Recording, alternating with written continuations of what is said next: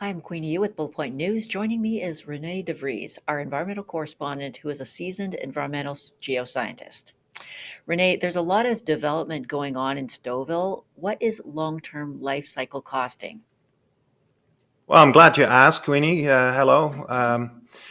Long-term life cycle costing is a method that is being applied in development projects and is becoming more and more important lately in order to understand what are the environmental and cost implications of various choices that are being made on these development projects. In fact, we're starting to see now that in larger infrastructure projects, in the terms and conditions of these projects, we are required to do full analysis of that. And sometimes it can be very interesting and challenging because there's so many complex inputs. And if it goes over a life cycle of, let's say, 30 years, that's quite a complex task. Can you give an example of long-term life cycle costing used in Stouffville? Yeah, I like to bring it back to energy and energy costs because a lot of people can understand it. They also understand their gas bills and electricity bills. And yeah, we've seen a lot of them rise lately as well.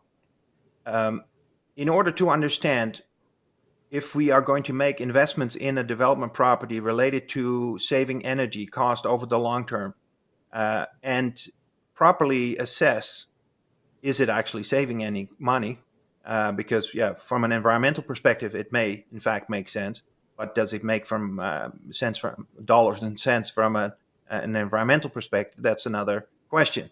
And so, if you do this right and you have realistic timeframes and life cycles, then you assemble all the inputs for cost related to energy and how much the energy cost and how much it is expected to increase.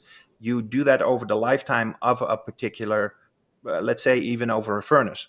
Decide to install a furnace in a house. A high efficiency one costs 7,000. A low efficiency one costs 5,000. But because you save 3,000 over the lifetime of the use of that furnace, you actually saved $1,000. Now that's a simple example, and we see these practices more and more as people become aware of the cost and of energy, and the cost of energy is increasing. This is a method that is, in fact, becoming more and more valuable. Where I'm from originally, Europe, that's been applied for decades already in these projects, and that practice is now also entering here. Now, give you another example here in Stouffville. The project on Main Street where they're using foam insulated blocks instead of traditional blocks, concrete blocks. Yeah, there was a consideration there in this regard. They were thinking, okay, well, it's going to cost less money to, and maybe there's other advantages too, such as convenience. I have a friend who had used insulated foam blocks at his cottage because he said, well, I have a nicer even temperature the whole year around that way. So there's uh, here in Stouffville on that project, they're using it also as a way of marketing the project. This is the infamous um, slogan of net zero. I saw that actually on the billboard here um, in um, in Stouffville on as part of the development. And yeah, it is something that that is aspired to. It's in simple terms is trying to save energy and trying to save cost in the process. Now it gets as with everything, it gets complex when you don't have and also it becomes a problem if you don't have proper inputs of all the various factors that influence the cost. And so that's where yeah the devil is in the detail. And garbage in, garbage out still applies like anywhere else.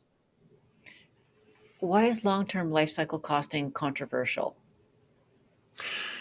I've lived actually as an environmental consultant. I've lived that whole conundrum all my life. People think that implementing environmental practices only costs more money, and that's only going to. And some people have even said, "Well, you're just implementing this as a way of for other reasons, has have nothing to even do with environment."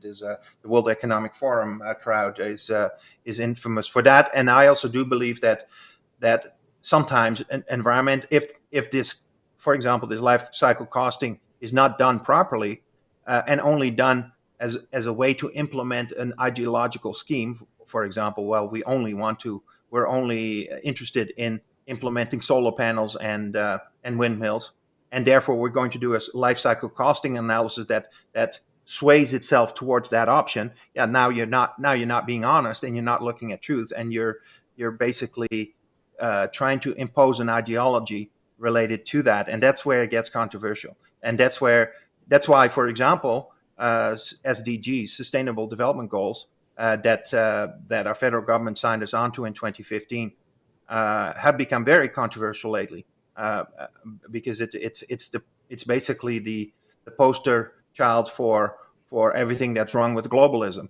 And so, yeah, that's where the controversy is. If we boil it down just to local practices, and hopefully I'm explaining it properly, where if you just focus on your cost savings and do a detailed and honest analysis of your cost, your benefits, and your options, it can be a very handy tool, and I'm all for it. And so, yeah, that's uh, we see this practice now more and more applied in larger projects. A lot of public buildings require, for example, certification that proper practices are applied, and that can lead to the implementation of a certain scheme of certification, LEED certification, or net zero certification, or it can lead to, as we use an infrastructure project, we use a whole complex rating schedule that's called Envision, on the big infrastructure projects.